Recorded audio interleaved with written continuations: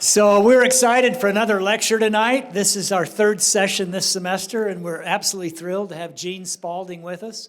He's an amazing entrepreneur, a very successful business leader, and a really great friend of our Center for Entrepreneurship. And he's here with his family, and we're just thrilled that he was willing to come tonight. Akira from our center will introduce him in just a minute. But first, just a couple of things. We posted the dinner schedule today. You should have gotten an email as well as if you look in Canvas, it's there. And so all of you have a night where you're invited to dinner with the speaker. And so check that list, find out what night you're scheduled for. I think we gave almost all of you your first or second choice, pretty much. We did the best we could because we can only handle about 20 students per dinner. So check the list, and then we email you the day before to remind you that you're scheduled for that dinner. The dinner's always at 5 o'clock. It's in Huntsman Hall across the sidewalk on the 4th floor in the conference room. The second thing, as you all know by now, you need to come to 10 of these 12 lectures. It's a 1-credit pass-fail class. If you come to 10, no problem, you'll receive a passing grade. If you have serious conflicts, like with another class or a family emergency or an illness, we can give you a link to a video and allow you to make that up, but you need to let us know why you're not here. And then Sid Scally, our TA, will send you the video link, and you can watch the video and then enter your the 5 principles that you learn right online in Canvas. We want everyone to pass the class. If you have a conflict, we don't want that to be a problem, but you do need to be here unless you have a legitimate reason for not being here, all right? The next thing is you do have one final paper due. It's 3 to 4 pages, double-spaced, and it's just a summary of these are the things that I learned from the speakers. It's very easy to write. So we always recommend, we mentioned this, take a picture of the paper each night so you remember what you said about those speakers. Then it's really quite easy to go ahead and write that final paper, okay? Any questions about logistics for the class before we get started? Okay, one more thing we do after each lecture, the next week, we have 3 of you come up and tell us one thing that you learned from the speaker that you found really valuable that you're going to apply in your life and in your career. So how did you like Andrew Smith last week? It's pretty amazing, wasn't he? Really unusual, amazing entrepreneur and a wonderful, unique guy. So I need 3 of you to come up here. We always have a gift for you. One of our board members is Amy Anderson, and Amy built a company, a multi-million-dollar company as a single mother, and then she was able to sell it for $378 million. And she's on our board of advisors, and she's written this book called What Awesome Looks Like. So the 3 of you that come up tonight, you're each going to get a book, okay? So who wants to be brave? Tell us one thing you learned from Andrew Smith that you thought was important. Okay, we'll hear you there. And you over here, and we need a female. Okay, over here, come on up.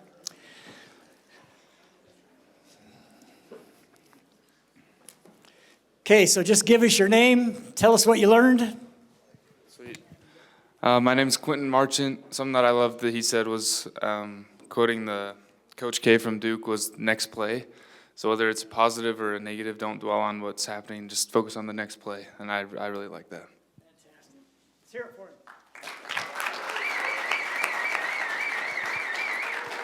Hi, I'm Riley, and I liked what he said about goals, of how you set your goal for the future of what you want to do, and then you work back to today. Okay, my name is Riker, and the steps he said were just awesome for me. It goes, number 1, you can't skip steps. Number 2, you can't do it alone. Number 3, positivity breeds success. And number 4, money cannot be the number 1 motivator. And I just love those steps, and we got to apply them if we want to have success. Fantastic. So thank you very much for coming up. And the rest of you be thinking about what you might want to say next week. We'll do this every week, and we'll always have a gift for you, all right? So I'm going to turn the time over now to Akira, and he's going to introduce Gene. Awesome. Thank you, Mike. All right, guys, who's pumped? Who's ready? Yes, we love that.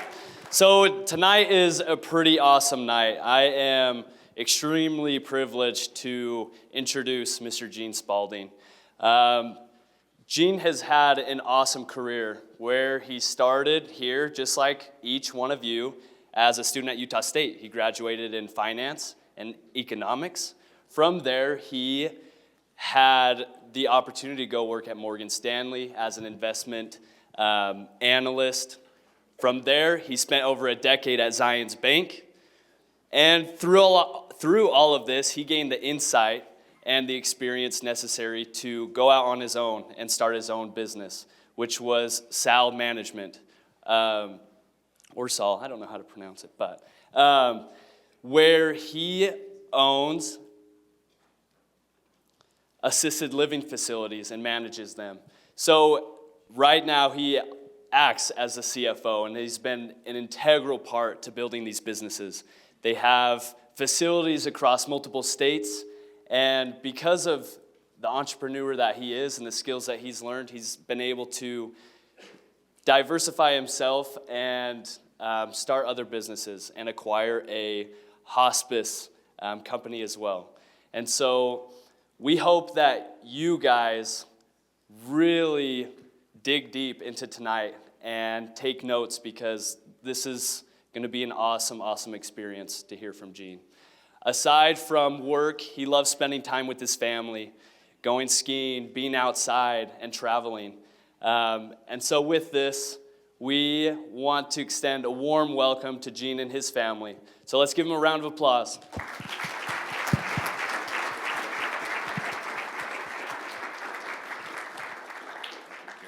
Hey, good evening. Thanks, Akira, for the introduction, and welcome, and thank you for being here tonight. It means a lot to me for to see each one of you and for your support. And I'm just so grateful to be here.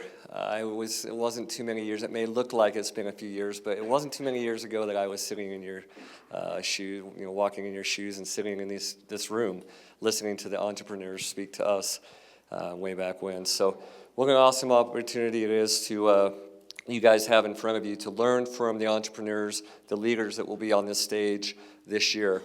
I promise you this class is worth a lot more than the one credit they're giving you. This is like a master's degree. If you'll pay attention and apply some of the principles that have been given throughout this series, you can take so much away and apply it in your life, and you'll be greatly successful and blessed because of it. So listen, pay attention, and I promise someday, 10, 15, 20 years down the road, you're going to look back on some of these speakers that have stood on this stage, and you'll credit them for the advice and some of the direction they gave you. So I know I can personally say that, and I'll share that a little bit later. But I want to tell a little bit about my story. First of all, I want to thank Mike and Andy. They are great friends of Cree and I, and we love them. We love their wives, and they're amazing people. So we are privileged to serve with them on the seed board, and been able to travel with them a little bit to the Dominican Republic and to Mexico with the seed program. And so thank you guys. They do a wonderful job. And of course, I'm going to give most credit to Paige, right? She does everything. That's how it always works. We get, the leaders get the credit, but Paige is back there doing the work. So thanks, Paige. And I have to say that because Paige was our backyard neighbor. And so I've seen Paige grow up since she was little. So she's awesome. Okay, so I have a daughter who loves facts, and she loves to learn things. And she's always going around the house saying, "Hey, Mom, hey, Dad, do you know? Did you know?" And we're like, "No, what?" And she's got always these really interesting facts. And so I'm going to ask you guys, did you know that only 67% of the people in this country have a college degree or higher? Not very many people, right? I mean, it is, but it isn't when you think of how many people are out there. Okay, did you know that 6.3% of the people in this world have a college degree? Not very many when you start thinking about that, right? Did you know that a business degree is the most popular major? Maybe some of you knew that. So the reason I bring that up is because I want you to realize how blessed you are, how privileged you are to be able to come to one of the best business schools in this entire country and to be educated. So don't take it for granted, okay? And make the most of your experience here as a Aggie and have fun while you're doing it. Okay, I'm going to tell you a little bit about my life and my story. I grew up in Star Valley, Wyoming. Is anyone from Wyoming here? Star Valley? All right, close enough. So Star Valley, Wyoming is where I grew up in Afton. You've probably driven under the Elkhorn Arch. That's our claim to fame. And it was a wonderful place to grow up. My mom would kick us out the door at 8 in the morning after breakfast, and we would go play and create all kinds of different adventures, ride motorcycles and shoot things, and it was awesome. I just learned so much as I grew up in the mountains and being active and outdoors. So we teased my mom that she didn't have to be a mom very much because we were never home. So we would be out playing in the mountains. I love mountain biking, trail running. Trail running is a passion of mine. I really enjoy that, and I'll talk a little bit more later about that. But I want to talk about my growing up. When I was born with a cleft palate. And most of you probably know what that is, but if not, I did not have the roof of my mouth when I was born. And I was born and I was rushed to Salt Lake from Star Valley in ambulance for surgery. And so I had to go to speech. So the first 7 years of school, I spent I'd go to class and then I would have to leave for an hour and go to speech because the roof of my mouth was not formed the same as everyone else. And so pronouncing words was a little bit more challenging for me. And so I spent that time going to speech, and I always felt a little different because I had to leave class and I'd go to speech and then I'd come back and they'd be like, "Where you been?" And I was in speech, and I people would make fun of me a little bit because of it. I was able to use that challenge that God gave me in my life and turn it into a strength.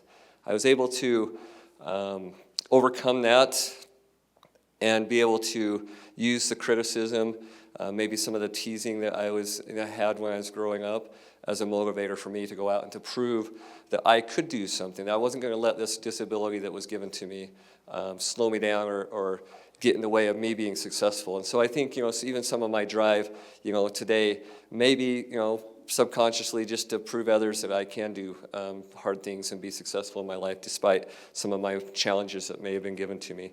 So I share that with you because every one of you, every one of us have a different challenge, right? Something that we're going through or hard times that we're having in our lives.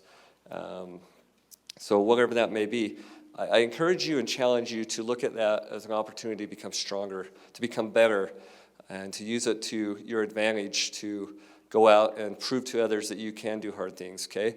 I've always made an effort as a father of 4 daughters to put challenges in front of them that make them have to do really hard things in their lives. And so I love the outdoors, and so we climb peaks and we go do all kinds of hard things. And so, but there's often times when we're doing something hard. This is a picture right here of my 2 daughters.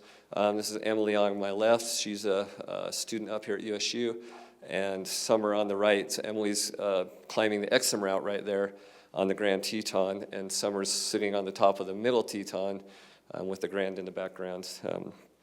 But it seems like in every adventure that we do, hard adventure, endurance adventure, there's a breaking point for my kids, my daughters, where they tell me they can't do it anymore, and they maybe start crying.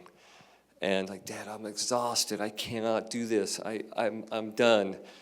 And that's my job as a cheerleader, to say, "You know what, you got this, you can do this." But also, I'm a little bit, they're sitting here, they can correct me, but I'm also like a little bit hard on them and push them a little bit, right? So, and I tell them, "Yes, you can. We don't have a choice. We're going to the top of this mountain, and so buck up. Let's go." And this may not be funny to you, and I probably shouldn't say this. I wasn't planning on saying this because I have 4 daughters, and I never got that boy, which is just fine. But I always like to tease them and say, "You know what, girls? This kind of stuff puts hair on your chest." And they don't want to hear that, but that's our little funny joke. So that's the joke in our family. But as a father, it makes me happy when I'm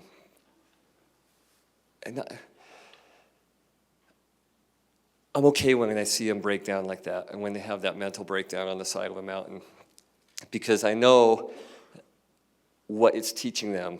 I know that it's teaching them how to overcome a weakness or work through a trial or work through a hard thing, because I know life is constantly throwing challenges and hard things at us, right? And so every one of my kids have had that moment in life multiple times where they break down.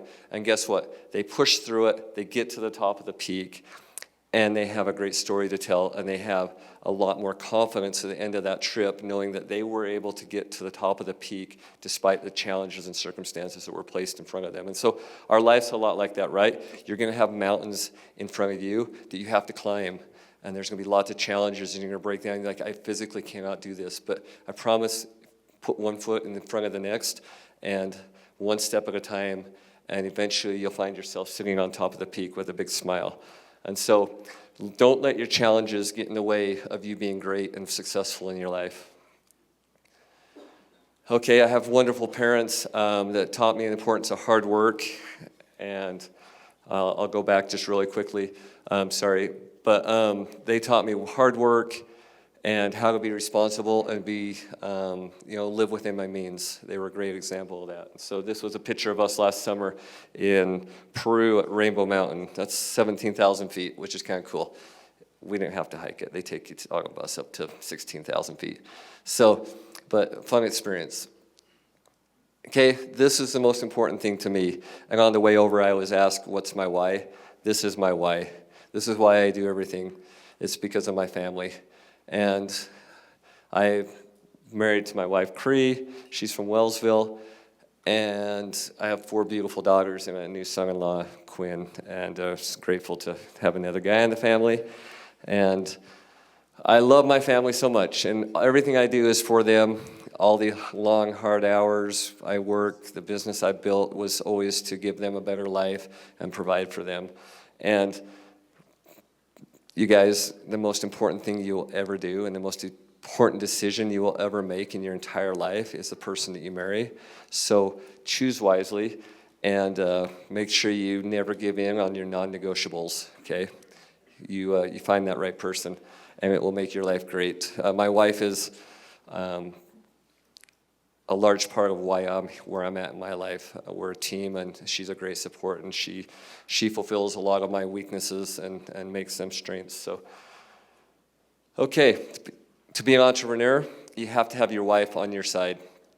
It requires so much demand and attention that you need your wife to support that. I've talked to so many kids, and I want to be an entrepreneur, but my wife doesn't support me. It's really hard to make and accomplish those goals, and it can be vice versa, right?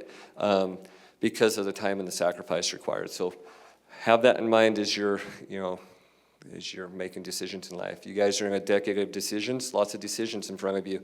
So, okay, so why are you attending USU? That's back to the why, right? And I think it's important as you're sitting here. I know for me, you guys, I would be the guy sitting in the back row. I don't like big groups of people. I didn't like big groups of people.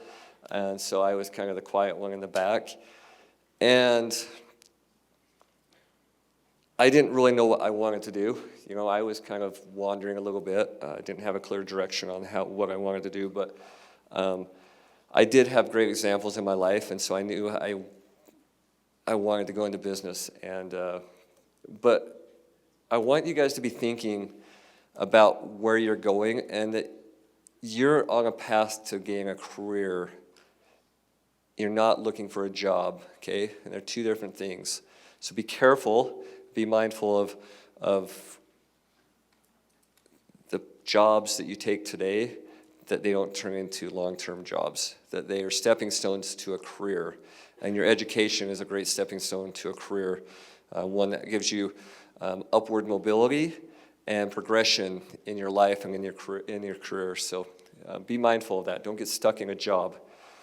Okay? just some really quick advice I like to give people is to work backwards, okay? Look at the lifestyle you want. Do you want the lifestyle maybe what your parents might have? You know, would you want a nice home, a boat, maybe a couple nice trips during the year? Put a little thought into what you're studying, okay? If you want those things and you sit back and down and say, okay, my mortgage is going to be $7,000 a month, my boat costs me $2,000 a month, my car payments, I want to drive a nice car, that's going to cost me $175,000 a year just to service my debt and my living expenses, right? But that's what I want, but I'm going to school in this and studying this, and the average wage of this degree is going to pay me about $55,000, right? There's quite a gap in between what lifestyle you want and what you're studying. So sometimes, you know, I wanted to be a ski guy. I wanted to be a ski bum, but that didn't give me the lifestyle. So I used to always joke around that my goal was to be a rich hippie. I didn't want to be the poor hippie. I wanted to be the rich hippie. So I don't want to be living down by the river in the tent. I want to be living down by the river in my Mercedes Sprinter. So you got to decide what you want, right? So, you know, if I wanted to be the hippie, I wouldn't, the poor hippie, I guess I wouldn't be standing up here today. But anyways, think about those things. I just want you to be thinking about, you know, yourself and your career, right? And things that, you know, the choices you're making today. And you know, every successful person in life, their decisions are based upon 20 and 30 years down the road. How will this decision today impact me in 10, 15, 20, 30 years, okay? They're never how do they affect me today, how do they make me happy today. So always have a long-term perspective in your thinking. And if you do that, I promise you'll make great decisions. Okay, you saw the other ones. I'll let you, in effort of time, I'll keep moving. Okay, mentorship, influence. This is a great place to gain and have mentors into your life, to bring mentors into your life. The sooner the better.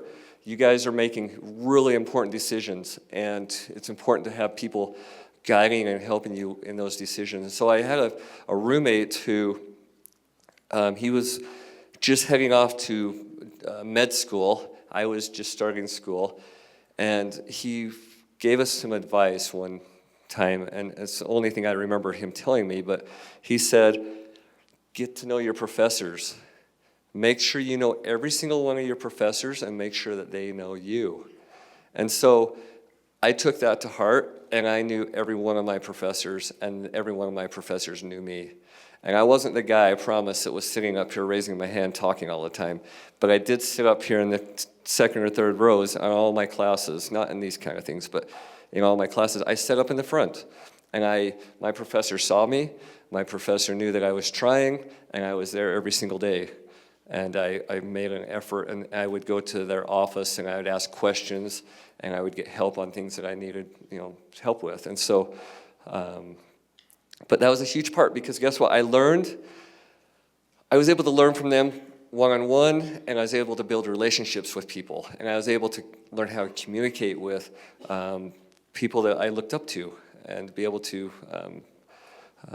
have that opportunity is really important. So you have that opportunity, take advantage of it, okay? Get to know your professors, make sure they know you. As you're attending these leadership series, you're not going to remember 99% of the things I talk about tonight, but there's always that one little thing that sticks with you. And there's some of those moments I've had in my life that have stuck with me, you know, that I'll carry on for the rest of my life, and I've used them to make really important decisions, and I credit them to some of my success. So just look for the little nuggets. You know, I like what Mike has you guys come up and share a few things that you've learned, you know, and so hold on to those. You know, I was sitting at one of these back in probably 2000. It wasn't this necessary, but it was the same idea.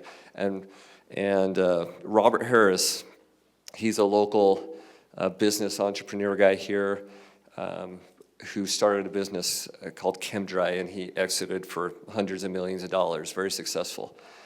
But I remember all those years ago, I remember him sharing his story with us about how he came up with his idea.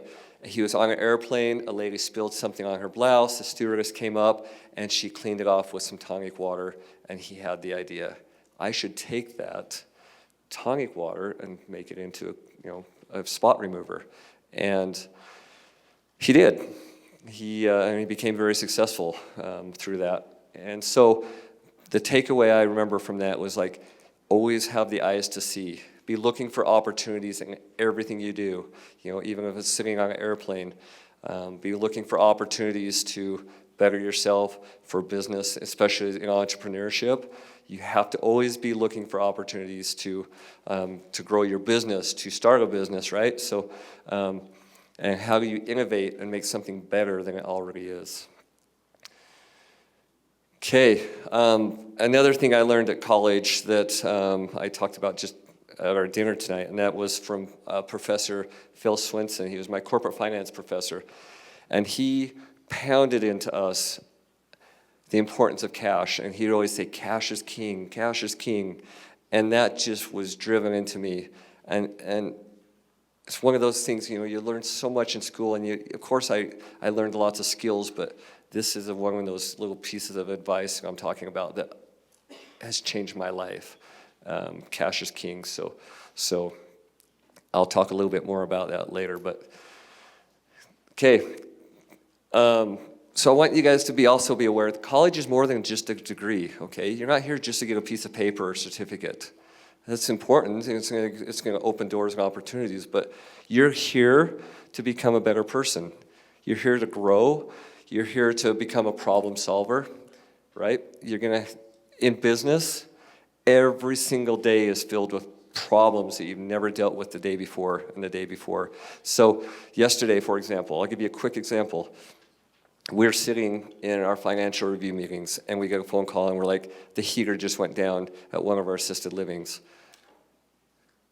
Okay, we got a whole building full of elderly people who are cold in July when the heaters are on.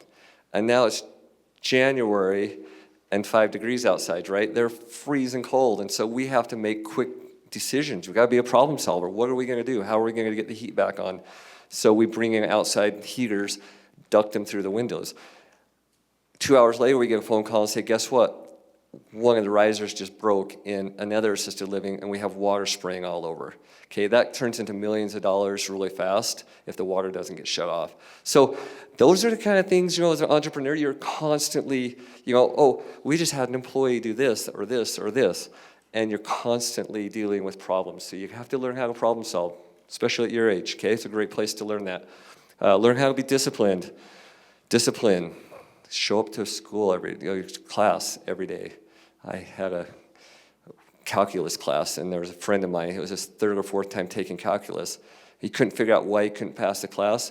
Well, he'd get about 2 or 3 weeks in, and then pretty soon he'd miss a day and another day, and never could pass that class.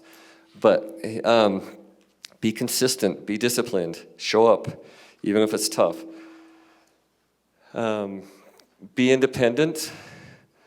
And learn how to think. I'm going to move through these a little quicker so I can get to my company. But build relationships, you guys. I highly encourage you to put your phones down and communicate with your friends, your roommates, each other, and build relationships. Because those relationships you build today will have a lasting impact on you and can have a lasting impact on you for the rest of your life. Okay, when they say network, I never got it. I don't think I got the importance of networking. They talk about it all the time at university, right? Network. But there's a reason, because those people that you talk and you meet with here are going to go off and do great things. And it's nice to have those resources and those people to call or to partner with or to learn from. So work on that. So communicate. It's one of the most powerful things you can have in your quiver for the rest of your life. If you can communicate well, you will be a successful person. Okay, learn how to take criticism, okay? When somebody's criticizing you, constructive criticism, take it and as a positive and say, you know what, I can do better. I can learn from this. Don't take it personal. And I'm going to tell you an experience I had here at Utah State. I was a business major, and I decided I wanted to declare my major, and I wanted to go into finance and economics. And I went into my counselor,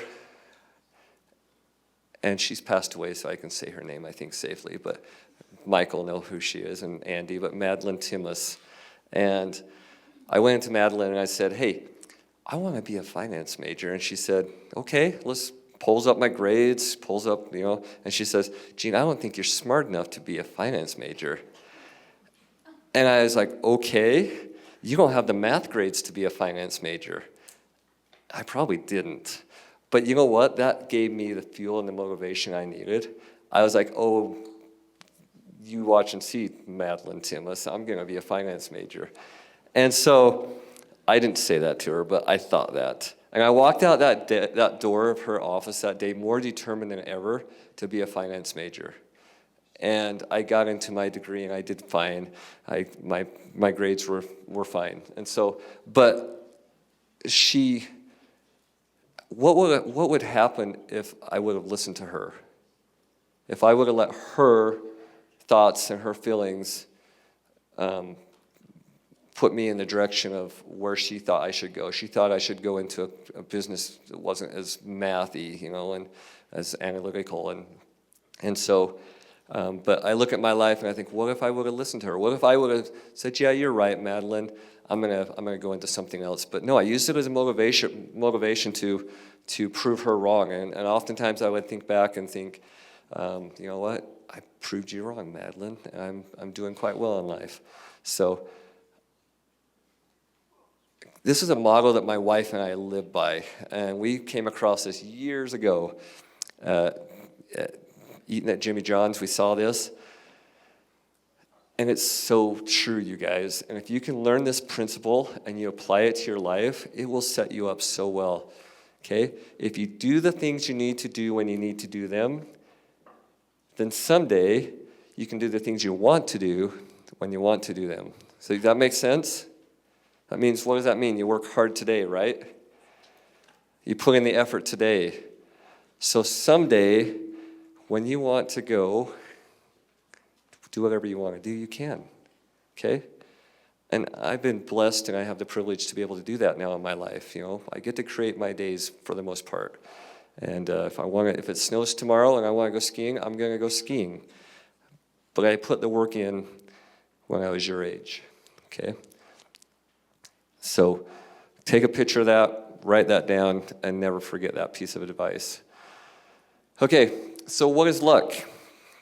'Cause there's a lot of people, you start being successful in life, you start doing well in life, and they look at you and they're like, he's the luckiest guy, or she's the luckiest guy ever. Well, great, but luck is when opportunity meets preparation, right? And they come together. So you have to have both of those. And then people look back and say, oh, he or she's living the great life. But they put in a lot of work and they put a lot of preparation into being ready. So in your 20s, work day and night, do as many things, learn as much as possible, fail as often as possible. And your work-life balance will not be right, but it will eventually work itself out. So take risk, you guys. Go for it. You're young. You get one shot at this. And so make it count.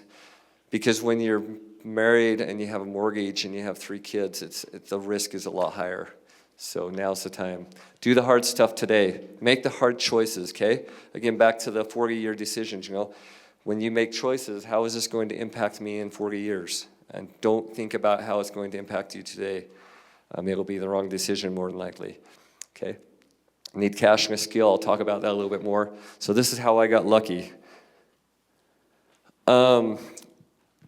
Working on skills. Okay, I was at Zions Bank. I've got to speed this up.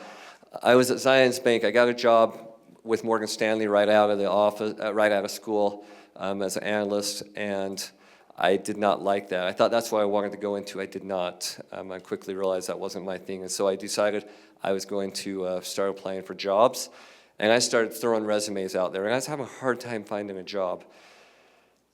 And I got a call one day from Zions Bank, and they said, hey, we would like to invite you down to Salt Lake and have an interview with you. And I drive down there.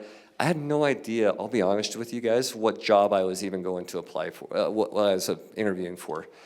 Because I just know I wanted to out of Morgan Stanley, and I wanted to move back to Salt Lake and not live in Boise. And so I drive down there, and I interview for this job, and she says, oh, thanks for your time. Glad you came, but this isn't the right job for you. And I was just like, oh, no, because I really wanted to get back to Salt Lake. But she said, but there might be another job here that we could use you for. I'll be back. And she leaves and comes, and for about 5 minutes, she comes back. She says, hey, I'm going to take you upstairs and introduce you to this guy by the name of Mark. And I ended up interviewing for that job. Still didn't know what I was interviewing for, I'll be honest. And I ended up getting a job and working in the small business commercial lending department for Zions Bank. Okay, so we were underwriting and analyzing and approving loans up to $1 million for the Band Corporation, which is like 5 of their banks. So I find myself working for Zions Bank and gaining lots of experience. Now, while I'm there, Zions Bank has this awesome program, a university kind of that they own, like a school out in West Valley, and it's owned by them. They have teachers there, and they teach banking stuff and finance and accounting and all that stuff. And so I was taking those classes all the time. So this is the importance of learning and growing in your field. I was taking all the classes possible when I first got there. And it started becoming a little bit of a joke with the people I worked with, like, well, where's Gene? Oh, he's always at the classes. He's always learning. He's always taking one of those classes at the Learning Center. And I was. And I was okay with them giving me a hard time and teasing me, because in my head I was thinking, that's fine. I'm taking these classes so I can be your boss someday, okay? I wanted to have the skill set and the knowledge in order to be really good at what I'm doing. And so I was driven to learn as much as I possibly could, as quick as I possibly could. And so I encourage you to do that as well. Learn as much as you possibly can, as fast as you can. Some things I learned early on in my career at Zions Bank. I saw the potential from self-employment. I was working with business owners that were really successful, and I liked what I saw. I liked the potential that that you have as a self-employed person, and so it started making me think of being an entrepreneur. But I didn't know what that looked like. I learned about the power of leverage. Okay, leverage is debt. How you take the bank's money and leverage it into more, right? And so I learned how to mitigate and manage risk, and I learned how to, I saw how you had to raise capital and what that looked like. So, but I think most importantly, what separated those people from the rest was their willingness to take risk, and that's really what I took away from the entrepreneurs that I met and I worked with. And so, okay, so I'm going to go back and share one more thing. While I was at Zions Bank, I applied for a small business loan. I was kind of running a little bit of a sprinkler repair business, and I started realizing again the power of cash. I knew what the importance of cash was, and the importance of having availability to cash. So I applied for a line of credit with Zions Bank, and for like $5,000, and then every year I'd renew it and apply, increase it a little bit. Until one point, I got a phone call one day, and they said, Gene, you've been approved for $100,000 unsecured line of credit. And I was like, best day ever. I called my wife. I was so excited. She didn't get it, but I just received a $100,000 line of credit. And why was I so excited about that? Because I knew it was going to open doors and opportunities for me when that came, okay? When the opportunity came, and I'll share that with you here in a minute. Okay, this gentleman right here, we all know who he is, right? What movie was it from? Dumb and Dumber, yeah, the classic Dumb and Dumber. So when I first started working at Zions Bank, I started I met some people that I started meeting with some people that were into goal setting and law of attraction and that kind of stuff, right? And I had never really heard of that before, and so I was like, okay, this is interesting. And I read an article, because Jim Carrey is very big into the law of attraction and law of creation as well. And so he had wrote himself a check for $10 million. He had no work, he was poor, he was like down and out, he wasn't famous at all. And on Thanksgiving Day of 1995, Jim Carrey landed his first job in Dumb and Dumber, and they paid him $10 million, okay? So I took that, and I said, well, I can apply that to myself. So I wrote myself a $250,000 bill, and I taped it to my desk in my office at Zions Bank, and I put my 10 key over it. And every once in a while, I'd lift it up and look at it, and just gain some, don't forget your goal, Gene. You're gonna $250,000 in cash is what you're after. And I also, in April of 2005, I wrote myself a check. I didn't have the confidence Jim Carrey had for $10 million, but I went for $1 million. Okay, I wrote myself a check for $1 million in 2005. Okay, I need to move fast. I would go up and I would try to apply these principles of love, of affirmations and law of creation in my own life. And I knew I could achieve this, just like Jim Carrey did. I didn't know how, okay? But I knew I could. So I'm gonna blow through these.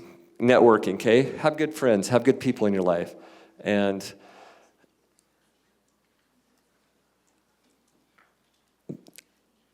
I want to talk a little bit about relationships, okay? So I was at Zions Bank. I write these checks out to myself. I'm dreaming and believing of my future, what it could look like. I want, to have a rich, abundant life. I want to be successful. And I get a phone call from a friend. I have a friend bring a guy into my office, and he's like, Gene, I want to introduce you to my friend. His name's Scott Monson, and he's in the assisted living world. And I was like, okay, great. And he's looking to get a loan. So my friend Chad that I met at Utah State brings Scott into my office, and Scott and I start becoming friends through this process. We help him get a loan, and we help him buy his first assisted living. And I realized, this is where I want to be parked. I want to go into the assisted living world. It's a real estate business, and it's a cash flow business, okay? It's the best of both worlds. And you're dealing with the elderly population, and the baby boomers are coming. So there's ginormous amount of growth in this industry. So these are my business partners at the top. These are us being silly in Nashville. And these are some of the people who had a big influence in my life. When I talk about relationships, this is my banker. I have a 20-plus year relationship with him. He hired me at Zions Bank, and then he became my banker at Cache Valley Bank when I left Zions Bank to do assisted living. Okay, he believed in me, and he is a large part of why where we're at today, because he believed in us and he borrowed us money. Okay, so. I want to talk really quickly how I got into assisted living. So I told you Scott came to me and to get a loan, and I said, hey, I want to invest in assisted living if you ever have an opportunity. And one day out of the blue, I get a phone call, and he says, hey, Gene, I have this buddy who lives in Salt Lake who runs assisted livings as well, and we have an opportunity to buy an assisted living in Tremont, in Utah, of all places. Are you interested? It's going out of business, by the way. They're going to shut it down in 2 weeks, and if we want it, we can have it. So the deal was, we could assume the debt. They'd written 50% off, so we'd be getting it for like 50 cents on the dollar, and we had to pay the taxes current. So we met, we decided we would be a good partnership, and we decided to do the deal. We did the deal, and we turned it around within a couple months, and we started making about $12,000 a month off of that deal, so $4,000 each. And then I had to come up with $12,000, so I go back to the cash is king really quick. I had $12,000 in my bank account, okay? And I used every penny of it to go in and buy this building that had 6 residents, 6 employees, going out of business, being shut down. I mean, it was a horrible deal in everyone else's eyes. But we believed in ourselves, and we knew we had a really strong partnership, and we could make this work, okay? And so we went for it. We took that risk that I was talking about, and we rolled the dice, but we felt like it was pretty calculated, and we went for it. So our next building required us to have $110,000 each. I didn't have $110,000. That's where that line of credit came in, okay, guys? And relationships. I borrowed $50,000 off my line of credit. I borrowed $60,000 from a friend, and I went all in again. Building number 2. Okay, so now I'm still working at Zion's. I've got one assisted living spin-off, about $4,000 a month. I go buy another one, and then we take that money from those 2 buildings, and we applied it to the loan to pay off, my wife and I, to pay off that loan, and we still lived on our Zion's Bank money. Building number 3 comes around. Another $120,000 down payment. I didn't have the cash again. We were starting to grow quicker than I had the cash for, okay? I had the line of credit, okay? Nobody wants to do, you need 2 things. You need a skill and you need cash, okay? So you need those 2 things. You know, if you want to do business, if you want to go out and be an entrepreneur, you have to bring a skill to the table, and you have to bring cash to the table in everything you do. Now, you can be creative sometimes and bring sweat equity to the deal, and that's, you know, an option, and I'll talk about that if I have time, but I never did finish this little comment, I don't think, did I? I ended up cashing that check 11 years later, okay? That $1 million check, I ended up cashing that. And so that was a big day for me. I achieved that goal, and it was really exciting for me to see that, you know, when you set your intentions out there, you can achieve them, and they do come true, okay?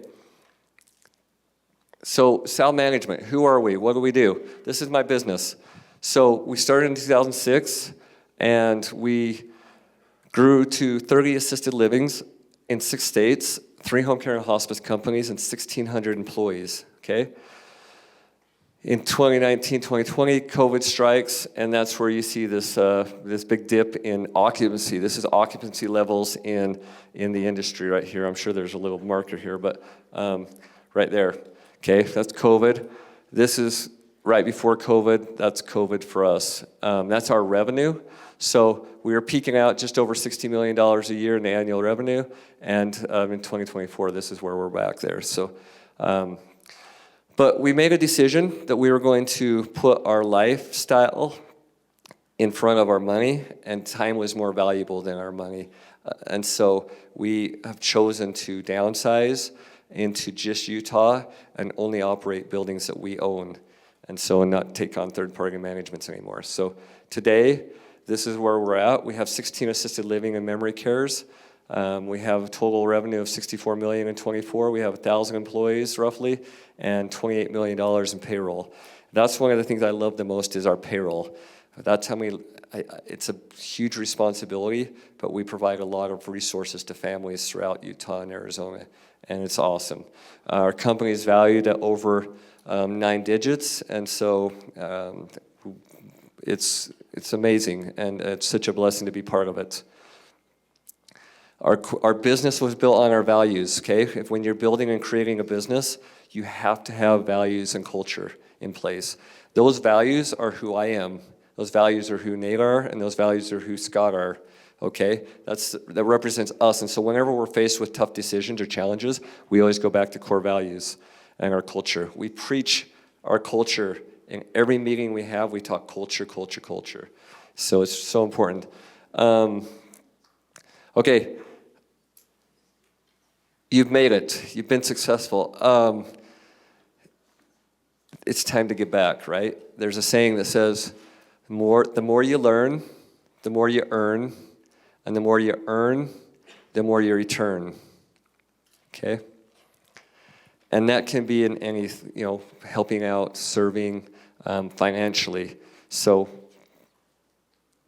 at SAL Management, we have chosen to create it's called SAL Cares, and employees have the option to put some of their paycheck, $1, $10, whatever, each paycheck into this fund, and this fund then is in return helps our own people. We employ a lot of CNAs and single mothers who have children, and so we decided we wanted our charity to give back to our own people and to help them in our little world. And so we've done lots of wonderful things to help our staff over the years. And you probably can read some of those. But yeah, it's something that we're most proud of, that we've been able to create and build. It's helped a lot of people. Another thing that we've chosen to do in our lives is, as we've been more successful, is to give back a little bit more on a global basis. And we're part of the SEED program. There's some fun pictures up here of us in the DR. This is just our last trip here where we're giving some clothes away. This last summer, we went to Peru and we wanted to do a humanitarian project. And so our daughters gathered over 400 pounds of clothes and we hauled them down to Peru and we gave them away to a school. And you can see this is my daughter, Kate, holding this daughter. This is the same girl, different shots, but this one's crying and this one's smiling, and these kids have such a huge impact on us. And so this is Wasker. He's one of our Dominican Republic friends from the SEED program and runs a shoe shop. If you've been there, you've probably met him. And then this is a project we're involved with over in Cambodia called Become More that helps the people of Cambodia. And so we've been able to help with wells over there and provide water for over 2,000 people in the villages over there. So something that we're very grateful to be part of. Okay, so I'm not going to go through these, but you can remember them, snap a picture, but those are the things that you need to have to be successful in life, okay? Do hard things, you guys. Do really hard things in your life. Go out and challenge yourself. I like to do endurance sports. I've done Logan to Jackson, triathlons, and recently did an ultra marathon. And when I was putting those millions of miles in training for that, I asked myself, why am I doing this? And my why in that whole thing was to prove to myself I could do hard things, like I talked about earlier. And the next reason I was doing it is to prove to my kids that I could do hard things. Because when I tell my kids to do hard things, and I put the pressure on them a little bit, they can't say, Dad, well, you're a hypocrite. You just sit and eat Cheetos and watch, ESPN all the time. But I can talk the talk. And so do hard things in your life, okay? I promise it'll build a foundation for the rest of your life. Okay, balance in life, career. I don't have time to go into this, but you know what? Balance really doesn't exist. But whatever you're doing, just be present. And there's going to be times and seasons in your life where you have to put a lot more energy into one thing than another. Like right now, it's school, right? And so you're putting all your energy into school, and then you'll go into your career. But your family's always first, but that's where your spouse comes in when you're building a business. Maybe sometimes you can't put as much time into that because you've got to put it into growing the business. So you can go back to that Jimmy John quote, where you can have a better life in the back end. So understand that time is there's seasons in your life, okay? Find ways to balance. I love to get outdoors and do outdoor activities. I like to go trail running, right? And so that's my out. Phil Knight, if you read Shoe Dog, he ran 7 miles every night to deal with the stress and anxiety he was dealing with. Okay, I'm super close. Remember this, final thoughts on success. Enough is a choice, not an amount. So what if I'm worth a lot of money? Who cares, right? Be careful, it's a slippery slope, and you can chase money forever and ever and ever and never find happiness, because money doesn't create happiness, okay? But you can do a lot of great things with it. But it enhances the person that you are. So if you're a good person, it's going to you can do good things with it. If you're not so good a person, it will enhance some of those weaknesses. So be mindful of that. But enough is a choice, not an amount, and you can never get enough of what you don't need. So very powerful quotes right there. Things that okay? So whatever you do, you guys, be amazing at it. Be awesome. Go give 110% and be an expert. I tell my daughters all the time, I don't care what you go into, what you study, Just be awesome at it, be amazing at it, and be the best of the best, and work hard, and you will naturally rise up. And if you do that, you'll be successful financially in all the different ways, okay? And so this is a great example of being amazing. You've seen this, some of you.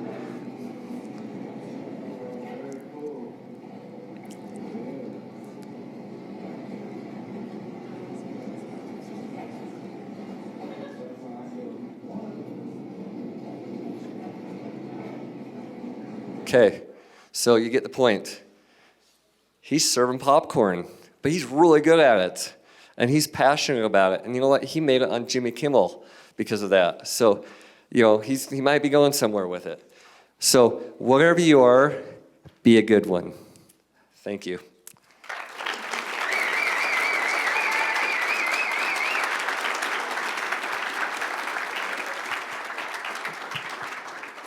Thank you, Gene. We do want to open the floor up for any questions. Take advantage of this time. I think we have time for 5 or 6 questions from y'all in the audience. So we'll open it up to you guys, and then after we have a gift that we want to share with Gene. So we'll open it up to y'all as students. Everyone's thinking they want to just go get ice cream, right? Question, okay. Oh, yes. Put yourself in places where successful people are, okay? I'm trying to think, just clubs in college, events, but, in my world, it's going to different conferences, networking with people in my industry, so conferences are a good place to go. If you got the resources, country clubs are always good, right? I remember a guy came and spoke here, Arshay. He was from Chicago. Go watch his video, it's incredible. He came from the worst neighborhood possible in Chicago, and he went and got a job in the nicest neighborhood in Chicago at a Starbucks, and he used that opportunity to meet successful people and learn from them. So, you know what I mean? So he went to a nice neighborhood and where all the rich people went and got their coffee every morning. So, yeah, put yourself in circles where, look for people that have been successful and try to, put yourself in their circles, whatever that may look like. Yeah, go ahead. How do you overcome burnout? By having some hobbies, yeah. But honestly, if you love what you're doing and you're passionate about it, when I was starting my business, it was really 16-hour days, all-nighters, weekends, holidays. It was for years and years, but I loved what I was doing so much that it didn't feel like a job that much. It was stressful, it was hard, but if you really like what you're doing, it doesn't quite feel as much like work. But also, it's just having it out, whatever that hobby may be. For me, it was going on a run or a mountain bike ride or skiing or snowmobiling, something like that. So find a little opportunity to sneak out and do something fun. Nature's always a great place to bring you back to the present and heal. So, yes.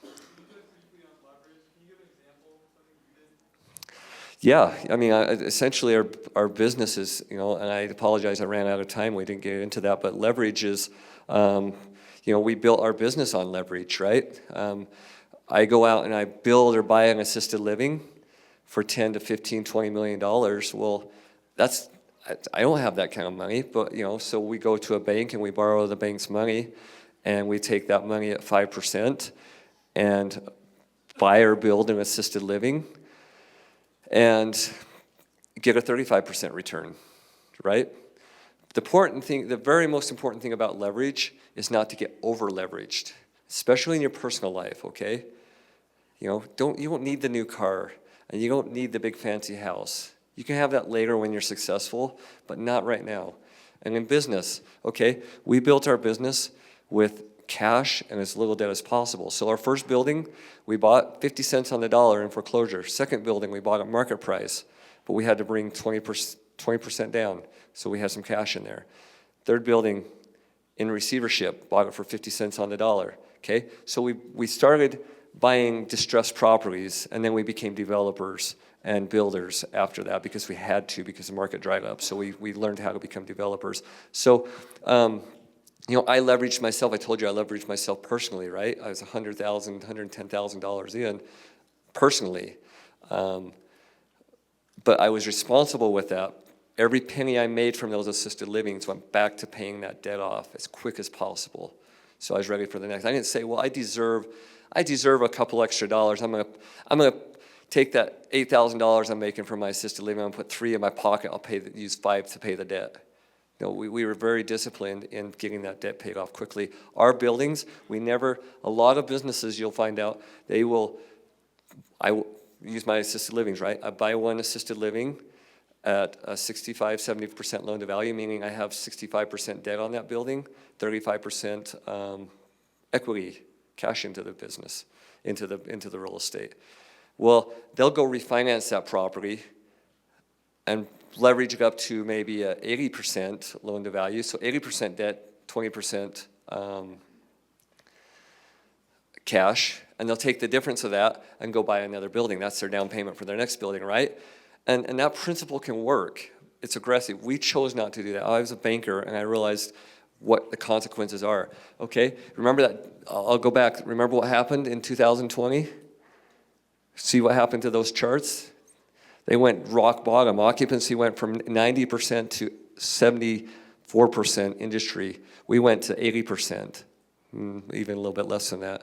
But guess what? I was still able to pay my debt because I wasn't over leveraged. My loan payments weren't so high I couldn't operate at a lower occupancy, and we stayed in business where a lot of people didn't. So it's a powerful tool, and that's how you grow your business. That's how you can amass this empire of real estate, or lines of credit for working capital, right? But you have to be so responsible, okay? Sorry, that was a long answer, but that's a powerful tool. Yes. A weird question, but was it harder to keep your faith when you started making more money? No, that's a good question, because sometimes you do see that, right? But here's the deal. Money, like I said, money enhances who you are. Money's amoral. It's neither good nor bad. But the person who has the money is what matters, right? So it enhances, if I'm a good person, if I'm a faithful person, hopefully it enhances that to me to want to give back more and do more and be a kinder person. But if I'm kind of a greedy person, selfish person, and that's why I say it's a slippery slope. I'll hurry here, but it's a slippery slope. When you start being successful, lots of things start coming. You get invited to the jazz suites. You get invited to the best football games, college football games in the area. The rivalries. You're sitting in suites. You get to ride on really fancy jets, and that stuff is addicting, and it's fun. But it's a slippery slope, and pretty soon that lifestyle becomes more important. And so I go buy myself a jet, and now I have to work even harder to service the debt on that jet, right? And then I get skewed on focusing on my jet and my suite at the Jazz game and my house in Newport Beach, right? So you got to figure out where your priorities are at in your life, and those, that was fun. People were hobnobbing us all the time. They still do, but I choose not to go to most of those, and I let my employees go to sit in the suite now because I've had that experience. I don't need those in my life anymore. It doesn't drive me. So don't let fame and fortune get away from you. Stay who you are. I'm a simple country boy from Star Valley, Wyoming. And I hope I always keep a little bit of that in me to keep me grounded, and I have a great family to remind me of that. But yeah, but if you can stay focused on what matters, family, and not let the glitz and glamour of success get in the way, it keeps you close to Christ. So yeah.